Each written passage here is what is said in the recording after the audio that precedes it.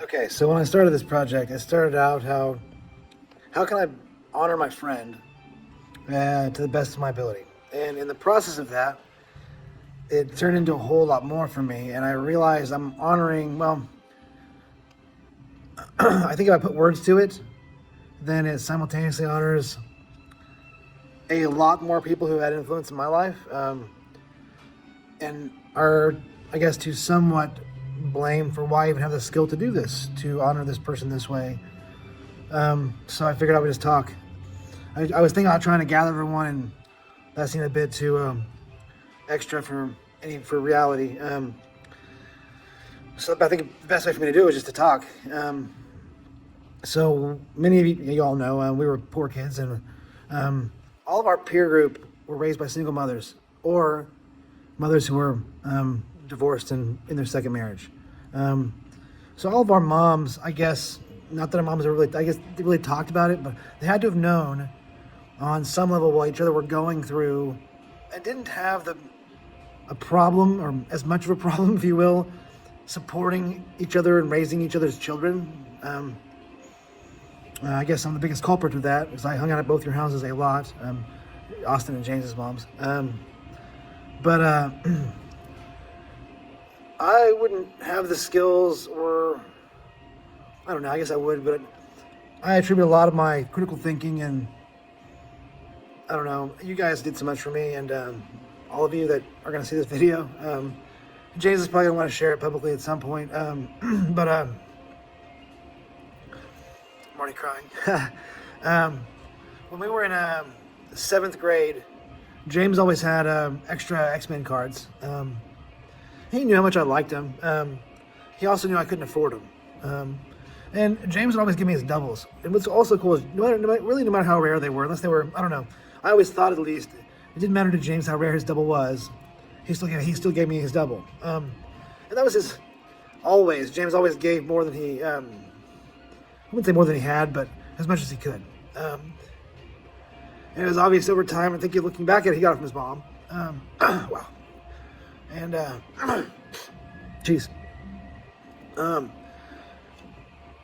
During our, I guess, freshman on years, there wasn't a lot of nights where I would go to TGI Fridays or similar when it wasn't on Holly's bill. Holly paid for most of my dinners out like that. And Deborah fed us a lot, and Terry fed us a lot, fed me a lot. And I guess you guys really knew how hard my mom worked, but I don't know. It didn't never seem to matter. No, I never knew it mattered. Now looking back, I'm sure it sucked. I'm sure it was expensive to feed all these fat old boys. But the conversations that you guys have with me, Terry specifically, I wouldn't be who I am today without them.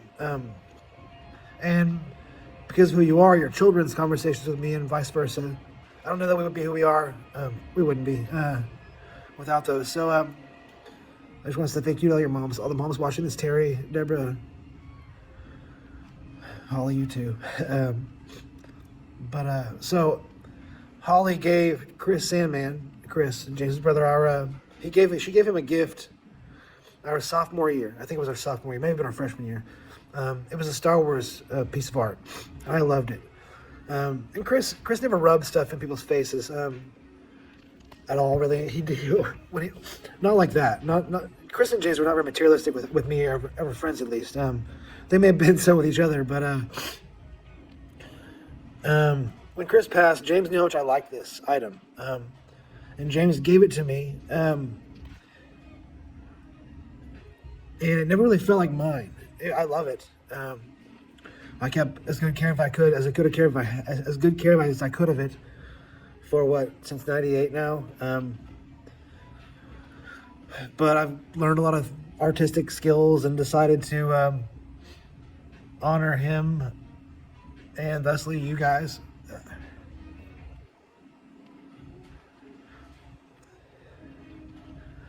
I guess losing Jake made this hit closer. I don't think I could have understood really what James felt with Chris happened to Chris until Jake. And since the accident, I've been really putting my money where my mouth is and doing the stuff I say. A lot less talk and a lot more walk. And I've kept this for 28, what is it? I mean, since 98, so that's 25 years. It never really felt like mine. To such a degree that I never really even displayed it. I did when I lived at home back in 2000, I don't know, 6, 5 or so, was on display there. Otherwise, I was afraid I'd lose it. Or lose parts of it. I lost one piece, which thankfully is not relevant because I'm skilled. But I'm going to show it to James at the same time he's watching this at the point in the video. So this is what it is. I'm not sure the video. I can't. That, you guys can't even see that. Yes, you can. I just gotta line this better. So that's Star Trek figurines that are an ounce of silver a piece. And I took out the back splash that was on when it came in 98, and I suspended them in resin. They're inside that. You can kind of see. That's forever. I'm gonna give it to James, like he'll be getting it right now. I'll make him watch this video. Hopefully tomorrow.